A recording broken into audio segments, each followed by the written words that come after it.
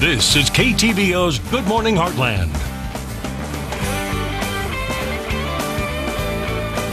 And welcome back. Hearing loss is a growing health issue among young adults and older Americans. There are 48 million people nationwide with hearing loss, and October is National Protect Your Hearing Month, and an important reminder to take steps to preserve your hearing health.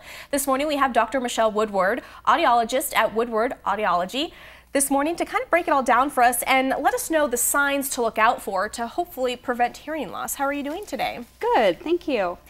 When we're talking about preventing hearing loss, there are very few types of hearing loss that are actually preventable. Okay. We cannot control our genetics, we cannot control disease, but what we can control is noise-induced hearing loss.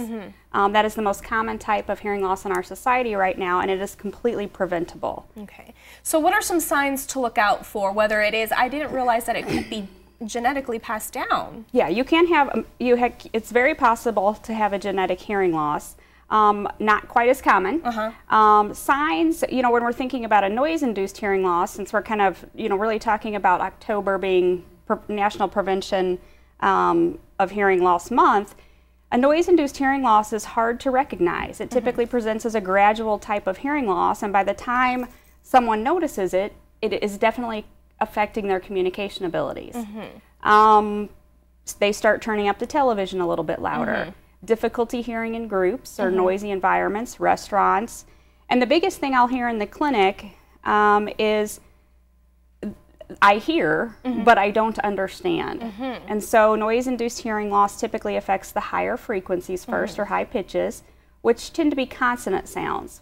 If you lose the consonant sounds, you don't understand speech, and communication can become very difficult. So when you say that, when they say I can hear but I don't understand, does that mean it's mumbled together, muffled? I mean, it typically means that when you have hearing loss, we have low pitches and high pitches, so kind of our bass and treble. Right. With age-related hearing loss, with noise-induced hearing loss, low frequencies or low pitches tend to be normal or near normal. Okay. The hearing loss tends to affect the high frequencies or the high pitches.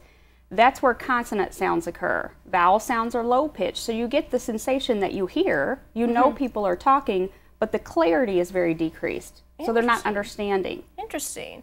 Now, with those instances of preventable hearing loss, how to prevent it, what can we do to prevent that? Well, you need to know what your noise sources are. You need to know the things that you're around that are noisy. And then you need to take the appropriate precautions. There are tons and tons of hearing protection devices out there. They're not all just little uncomfortable earplugs. There's protection for specifically musicians' earplugs, hunters' earplugs, occupational earplugs, and so there are tons of options that you can take, but it is very important to protect your hearing. All right.